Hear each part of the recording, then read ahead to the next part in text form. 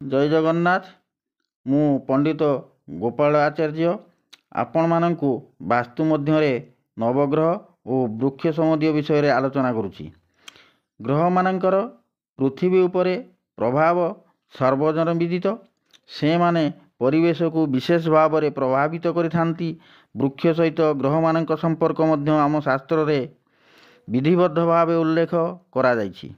କାରଣ ବୃକ୍ଷ ହିଁ ପରିବେଶକୁ ଯେଉଁଭଳି ସୁରକ୍ଷା କରିଥାଏ, ଆମ ବାସ୍ତୁକୁ ମଧ୍ୟ ସରସ ଓ ସୁନ୍ଦର କରି ଗୃହବାସୀଙ୍କୁ ସୁଖ ଓ ରୋଗମୁକ୍ତ ମଧ୍ୟ କରିଥାଏ। ମୁଁ ଆଜି ବୃକ୍ଷ, ବାସ୍ତୁ ଏବଂ ଗ୍ରହମାନଙ୍କ ବିଷୟରେ ଆଲୋଚନା କରୁଛି। ନାଶ ହୋଇଲେ ପରିବେଶ ପ୍ରାଣୀ ଜଗତ ହେବ ଧ୍ୱଂସ, ପିଣ୍ଡରେ ରହିବନି ପ୍ରାଣ। ବୃକ୍ଷଟି ଜଗତ ଜୀବନ, ପରିବେଶକୁ ରକ୍ଷା କର, ପ୍ରକୃତି ଶୋଭାର ସମ୍ଭାର। ତେବେ ବୃକ୍ଷ ପ୍ରଭାବରୁ ଜନଜୀବନ ଉପରେ ପଡ଼ୁଥିବାରୁ ପରିବେଶ, ବୃକ୍ଷ ଓ ଜନଜୀବନ ପ୍ରତ୍ୟେକ ସମ୍ପର୍କୀଭୂତ। ମାତ୍ର ଯେଉଁଭଳି ମନ୍ଦିରରେ ନବଗ୍ରହ ମୂର୍ତ୍ତି ପୂଜାର୍ଚ୍ଚନାର ସ୍ୱତନ୍ତ୍ର ବ୍ୟବସ୍ଥା ରହିଛି, ସେମାନଙ୍କର ନିର୍ଦ୍ଦିଷ୍ଟ ଦିଗ ମଧ୍ୟ ନିର୍ଦ୍ଦେଶିତ ହୋଇଛି। ଯଥା ଈଶାନ୍ୟ କୋଣର ଅଧିପତି ବୃହସ୍ପତି, ପୂର୍ବ ଦିଗରେ ରବି, ଅଗ୍ନି କୋଣରେ ଶୁକ୍ର, ଦକ୍ଷିଣରେ ମଙ୍ଗଳ, ନୈಋତ୍ୟ କୋଣରେ ରାହୁ, ପଶ୍ଚିମ ଦିଗରେ ଶନି, ବାୟୁ କୋଣରେ ଚନ୍ଦ୍ର, ଉତ୍ତର ଦିଗରେ ବୁଧ ଅଧିପତି ଅଟନ୍ତି। ଏହି ଉକ୍ତି ମଧ୍ୟରେ ଜଣାଯାଏ, ଆମ୍ଭେମାନେ ଘରଟି କରୁଛୁ ସତ, ଆମ୍ଭେ ଜାଣିବା ଦରକାର ପ୍ରଥମେ ବାସ୍ତୁ। ବାୟୁ କୋଣରେ ଚନ୍ଦ୍ର, ଉତ୍ତର ଦିଗରେ ବୁଧ ଅଧିପତି ଅଟନ୍ତି। ଏହି ଉକ୍ତି ମଧ୍ୟରେ ଜଣାଯାଏ, ଆମ୍ଭେମାନେ ଘରଟିଏ କରୁଛୁ ସତ, ଆମ୍ଭେ ଜାଣିବା ଦରକାର ପ୍ରଥମେ ବାସ୍ତୁ, ତାପରେ ଘର।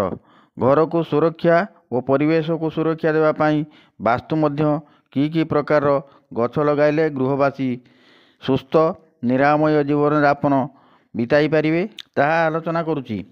ରବି ପୂର୍ବ ଦିଗର ଅଧିପତି, ମଙ୍ଗଳ ଦକ୍ଷିଣ ଦିଗର ଅଧିପତି ହୋଇଥିବାରୁ ବାସ୍ତୁର ପୂର୍ବ ଓ ଦକ୍ଷିଣ କୋଣରେ ବିବିଧ ଲାଲ ରଙ୍ଗର ଫୁଲ ଗଛ ଲଗାନ୍ତୁ। ଏହାଦ୍ୱାରା ରକ୍ତ ଆମାଶୟ, କ୍ରୋଧ କମାଇବାରେ ସାହାଯ୍ୟ ଓ ଦକ୍ଷିଣ ପଟରୁ ଆସୁଥିବା ଅଶୁଭ ବାୟୁକୁ ରୋକିବାରେ ମଧ୍ୟ ସାହାଯ୍ୟ କରିଥାଏ। ଚନ୍ଦ୍ରଙ୍କର ଦିଗ ଓ ବାୟୁକୋଣ ଓ ବୁଧଙ୍କର ଦିଗ ଉତ୍ତର ହୋଇଥିବାରୁ ନାନାବିଧ ଶୁକ୍ଳ ପୁଷ୍ପ, ବୃହସ୍ପତିଙ୍କର ଈଶାନ୍ୟ କୋଣର ଅଧିପତି ବୃହସ୍ପତି ହୋଇଥିବାରୁ ନାନାଦି ପୀତ ପୁଷ୍ପ ଲଗାନ୍ତୁ। ଶନିଙ୍କର ଦିଗ ପଶ୍ଚିମ ନୈಋତ୍ୟ କୋଣରେ ଅଧିପତି ରାହୁ ହୋଇଥିବାରୁ ଉକ୍ତ ଦିଗରେ ଯାବତୀୟ କୃଷ୍ଣବର୍ଣ୍ଣର ପୁଷ୍ପ ଗଛ ଲଗାନ୍ତୁ। ବିଭିନ୍ନ ବୃକ୍ଷର ଦିଗ ନିର୍ଦ୍ଦେଶିତ ଫୁଲ ଗଛଗୁଡ଼ିକୁ ଘର ଚାରିପାଖରେ ଲଗାଇବା ବା ଫଳରେ ଗ୍ରହ ଓ ଦେବତାମାନଙ୍କୁ କରାଯାଇଥିବା ରୋକିବା ସଙ୍ଗେ ସଙ୍ଗେ ଜୀବନ ଶାନ୍ତିରେ ବିତାଇବାର ପରିଲକ୍ଷିତ ହୋଇଥାଏ। ବିଶେଷ କରି ପୁଷ୍ପଗୁଡ଼ିକ ବିବିଧ ସୁବାସନା ଓ ସୁବାସରେ ଭରପୂର ହେଉଥିବାରୁ ଗୃହରେ ବାସ କରୁଥିବା ବ୍ୟକ୍ତିମାନଙ୍କୁ ପୁଷ୍ପମାନଙ୍କର ସୁଗନ୍ଧିତ ଆନନ୍ଦ ପ୍ରଦାନ କରିଥାନ୍ତି ଓ କିଛିଟା ରୋଗନାଶ କରିଥାନ୍ତି। ଏଣୁ ମୋ ମତରେ ଘର ଚାରିପାଖରେ ଉକ୍ତ ପୁଷ୍ପଗଛ ଗୁଡ଼ିକୁ ଲଗାଇବା ସଙ୍ଗେ ସଙ୍ଗେ ଅରଖ, ପଳାଶ, ଶମୀ, ବେଲ, ନଡ଼ିଆ, ଆମ୍ବ, ଦୁବ ଘାସ ମଧ୍ୟ ବାଡ଼ିରେ ଲଗାଇଲେ ଆମ୍ଭର ଉନ୍ନତି ହେବା ଦ୍ୱାରା ପରିବେଶ ମଧ୍ୟ ସୁନ୍ଦର ଓ ସରସମୟ ହୋଇଥାଏ। ମୁଁ ଏତିକି କହି ବିଦାୟ ନେଉଛି। ଜୟ ଜଗନ୍ନାଥ।